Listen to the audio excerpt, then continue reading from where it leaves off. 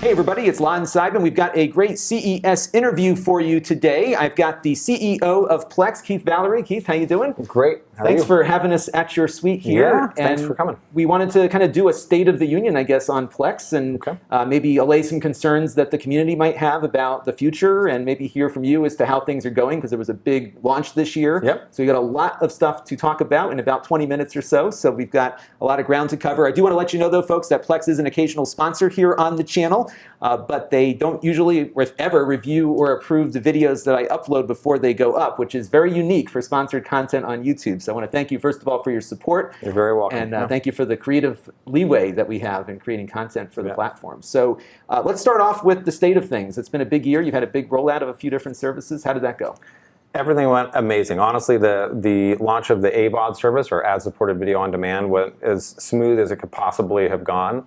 As you know, or probably know, launching software is usually really hard, and there's always something that goes wrong, but this really went smooth. So it was very well received by the community in general and certainly by the industry, but from a dev standpoint, engineering standpoint, things went really well. And I've done a lot of content about on-demand video with advertiser support, and oftentimes international barriers come into play. Yeah. You approach this from a more international perspective. Obviously, every country doesn't get the full swath of content, but was that hard to even get that to work? It was not hard to get it to work from a technical standpoint. From a content standpoint, it certainly is a challenge. Not all of the content that we have is available everywhere in the world.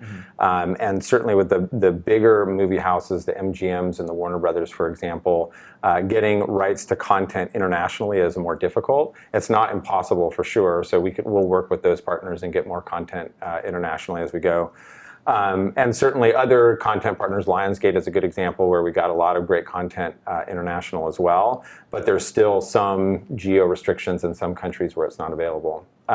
So certainly one of the big kind of challenges and opportunities for us in Q1 is to start looking at what additional types of content can we get and prioritizing the countries, hundreds of countries out there. So, which top 10 countries do we look at and make sure that we hit those first? What countries do we have users in right now that are asking for that content, and how do we improve subtitles and content and the like? So it's going to be an ongoing challenge, but it's a good one. And we also have some concerns that came out of this launch, because I know a lot of users contacted me. I'm sure they've contacted you as well. Is the company veering off in a new direction here? Because we all have our personal media servers. Plex is something for a lot of media enthusiasts that is really important to our entertainment workflow. What happens to the personal media servers? So I would say absolutely not veering off in a different direction. And you said it, we view Plex, and part of our vision is we cater to the media enthusiasts, the people who really care about media. And so one way to think about video on demand is it's just another source of media, right? And we want to pull all that content together in a way that makes most sense for our users. And I will say the concern that we've heard from the community has actually lessened over time. When we first launched news, for example, that was like, well, what is this new thing that's coming out? And now I think more users understand that this is us pulling content together, and we're not reducing our investment in the server product, and we're continuing to find new and cool things that we can build on top of that, as well as addressing all of the struggles that come up with when you have a server running in a home, right? It is a hard problem that we solve. I'm super proud of our engineers and the dev group for the amazing things that they can accomplish with so few people. And so that's kind of a never-ending battle, making that user experience great on all of the devices that we run on, and so there's no question we're going to continue to do that and be the best at that. And you have a lot of different platforms to support. I mean, it's like my LG Smart TV has a Plex app. It's crazy. And I'm guessing stuff breaks all the time, right? Yeah, absolutely. Yeah. And I think one of the things, and from an individual user's perspective, if that thing breaks on that user, they don't care if there's millions of other users that it's working just fine for. If it breaks for that user, that's a problem, and we get it. And so The forums that we have set up, they're actually structured in a way that we can get the feedback on the particular device quickly. We have a group of what we call ninjas. I know it's kind of goofy, but they are. But they're absolute ninjas when it comes to solving these problems, and they'll spend a lot of times in the forums helping users, but also interfacing back with our support team and our dev teams to make sure that we're prioritizing. Again, when you have millions of users using this stuff on different types of platforms and platforms that may not have been upgraded, or there's a ton of different scenarios that could be dealt with. Those ninjas help our support team identify what problems are the highest priority and how do we make sure we address those. So are there issues? Absolutely. Do we care about solving them? We're constantly not just trying to innovate on the product, but innovate on what are ways that we can do to get the best information into the company and address those things as quickly as possible. So would you say for a user who's got an issue, obviously if you go onto the forum, you'll probably find other people with similar issues. Yep. Is that the best mechanism? Absolutely, right. We don't have a call-in department. We don't have hundreds and hundreds of people solving these problems, because again, the community has to help us kind of navigate what are the different scenarios that we have to deal with, because there's literally an infinite number of potential setup scenarios that we have to deal with. Right. It's not like just a streaming company that can control their whole back end and then deliver content to a device. The user controls their back end, right? So to some degree, we have to figure out what that back end is, and again, which ones are we actually suited to solve? Like if it's running on some old computer that's just not capable of running our server, those are problems. So the forum is definitely the best place to go. It'll help kind of route that question to the right place and hopefully get a quick answer. And if there's other people with the problem, they can search and maybe find other people with. Correct. And that would probably elevate things. What do you look for in the forum when you really want to elevate something? Is it just the number of people? What the user? Well, what the company looks for? It is definitely. It's kind of the P1, P2. So what is is it a catastrophic issue? Is it something that really will kind of shut down the server and doesn't work? And what is the likelihood of that issue coming up? Right. It could be a catastrophic issue that could only possibly happen in 5 scenarios worldwide.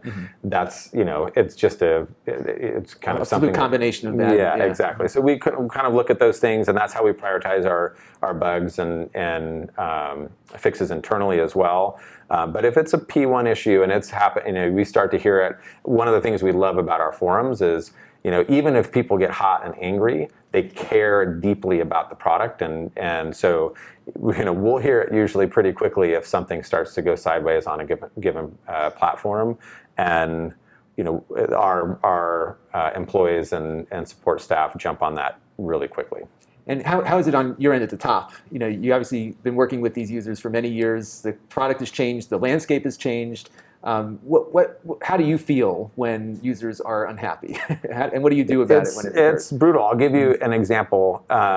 Last year in September, we launched what we called type first navigation. We had launched it somewhat earlier than that, but by September it rolled out in a lot of places. And frankly, we didn't do as good as we should have. We kind of skinned our knees on that, and really what we were trying to get away from the whole type first user experience was to get away from kind of source first to the type of content first. And I think we did a lot of great things in that, but we kind of did some things that weren't quite right, and we heard it from the community. We heard it. We heard it everywhere. And what I love about the team is that we said, okay, drop all of the priorities. Users are angry. We're going to fix this problem, and we kind of rallied the team together. There's Project Uno, which you may be familiar with. It's funny. Uno was an internal word that kind of got steam outside of the company as well. And really, that whole effort was designed to address the customer's concern of like, hey, you're adding some of these new content types. At me as a particular server owner, I might not care about those content types. Make sure that I'm not left behind, and make sure that my concerns are addressed. And we put the full weight of the company behind it very quickly. We're not some ginormous company that can't, takes a year to steer. We were able to kind of move everything quickly, put that first, and so kind of getting to the question, from my perspective, I love that about our company, and I certainly wouldn't, just because we have a business objective or something that we're trying to get to, if the users are being impacted, we're going to do that first and make sure that we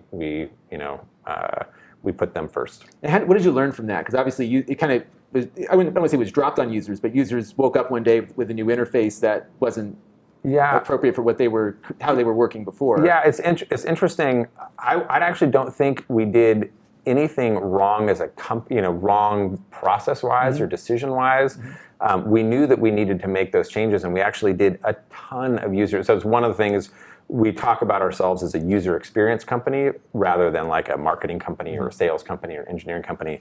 User experience is kind of the number one thing. And so we did a lot of user testing. We actually launched it on a particular platform first. I can't even remember which one it was. Got feedback from that. Is what we call internally a hero client. So we typically launch something on one client first. I've noticed so they that, they run out into the breach, get the onslaught, and then they come back and say, guys, we have to, we have to change this, we have to do something differently.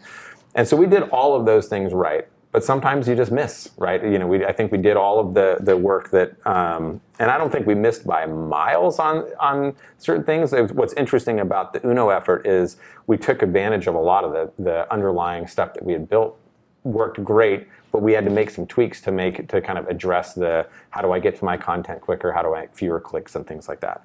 So, I think the learning experience was more of like almost solidifying that the culture of our company of like when the customer speaks, put that first. And in this case, it worked great. We've gotten tons of great feedback from that. And it's also, we improved improved, right? The user experience improved in a way which it's actually going to make it easier to get additional content in the future, and it's made it better for the core user.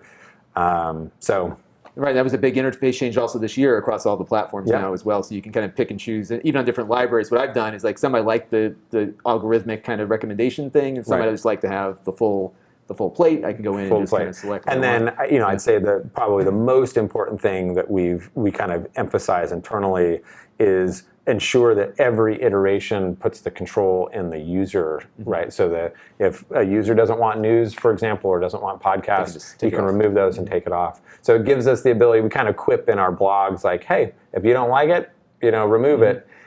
Partly that kind of reduces the tension and ire from a user if they don't want something, but also it's great from the user's perspective of you can move things around, you can promote the content you want. And that's, again, what we're trying to do at Plex is essentially give the media enthusiasts the power over what their media library looks like and what their kind of media portfolio looks like. So if news is the most important thing to you, you can have that on the top of your platform. If you don't care about it at all, you cannot have it on there at all. Right. And what do you see from the standpoint of all these new users coming in who are maybe dipping their toes in the water with AVOD or the podcasting? Have you seen a lot of new users come to the platform that may not be installing servers? And how does that impact the balance of how you address customers? I think we've been, it hasn't changed much in the last couple of years because we've seen, or 3 years, because we've seen lots of new users come in for all of those different use cases. As we launched premium movies and television shows, the kind of ad-supported movies and TV, we're already kind of, ready for that in terms of how we address the users. But certainly from an existing kind of the server users perspective, I think we're more proactive. We learned from some of those prior launches. We're more proactive in the messaging that we had and the blog that we put out and the way we talk about it. Like, hey guys, we got something new and cool here. And lots of them love it, especially like shared a user who's sharing, off a server and they don't actually have their own server. This is just another set of great content, and hopefully we'll make it better and better and better over time.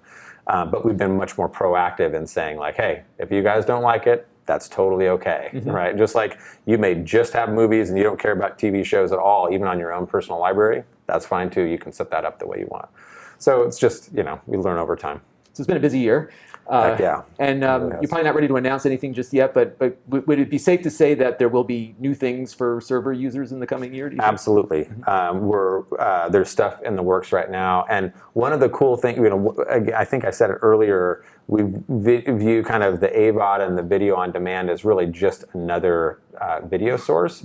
A lot of the features that we'll be building on top of that, kind of metadata-driven features and recommendation-driven features and discovery features, will work evenly across both, right? And there's things that our core server users have been asking for that we'll be able to deliver, and it'll benefit video on demand and other services just as well. So that's exciting. That's exciting too. But certainly we have folks working just on this kind of server functionality and addressing the needs of that core user. That's still really, really important to us. So. And one last question. One of the things I found really neat about the company is that you're not all in the same place. Correct. So how many different countries do people live in? So at the last count, I think it was 17 countries worldwide that we have folks in, and it's a critical part of our culture. We're a fully remote organization, and our feeling is it's not just it's great to work with people in different cultures, and literally we use Slack as our kind of our office space, and so you're getting this kind of feedback from people all over the world all the time, and it just kind of makes it a more interesting and fun place to work. But we also believe, given we have users, more than half of our users are outside of the U.S. as well. Right. And so we really believe that having an employee base that is spread out, it makes us way more sensitive and receptive to the needs of our users outside of the U.S. as well. If you just had 100 people working within 5 square miles of each other, their ability to kind of be empathetic about the kind of user experience concerns around the world is, I can't prove that, but we believe wholeheartedly that that's the case. And so it's a way more fun company to work at, and I think it's a better company and a better model for delivering software. Does everybody get together at some point in person? Is that once a year. Okay. We get everybody together once a year. We try and find some relatively inexpensive place on the planet to get people and get them all there. The way we do that is we don't have some expensive real estate out in Silicon Valley, so we're able to save a few bucks on that and then get everybody together. But it's awesome when we do, because this group of people, they love the product. They're users first. We often say we're kind of a product that is for users by users, right? So you've hired a lot of users of the. Yeah, I mean, in fact, most of our employees have come from the community. And so they're diehard Plex fans. I guarantee you, if you're a user and you care about something or something's broken, there's somebody internally that cares just as much, if not more, about fixing that thing. So what's cool about it when we do get the company together is they have this really kind of core bond of they love media and they love Plex. And so it's just a fun time. It's a good group of people. Well, Keith, I really appreciate your time. It's great to hear about the platform and where things are going. And then for the users out there, obviously comment on the video when you've got concerns and questions, but also go to the forums because that's where everyone's listening. And I think it's a good place for everyone to gather their issues together and be able to get it over to you as well. And absolutely. It's a lot of stuff to support. Every year is a new TV, so you got to keep it's rolling it out. So, well, thanks again, and we look forward to another year. Thanks so much. Bye-bye. This channel is brought to you by the Lon.TV supporters, including gold-level supporters, the Four Guys with Quarters podcast, Tom Albrecht, Rajesh, Logic GR, and Kalyan Kumar. If you want to help the channel, you can by contributing as little as $1 a month.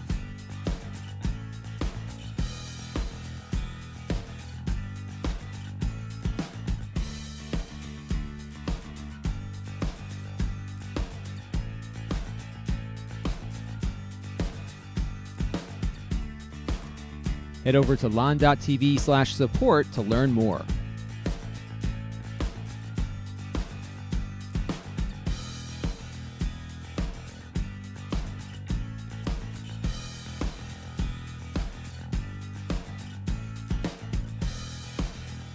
And don't forget to subscribe. Visit lon.tv/s.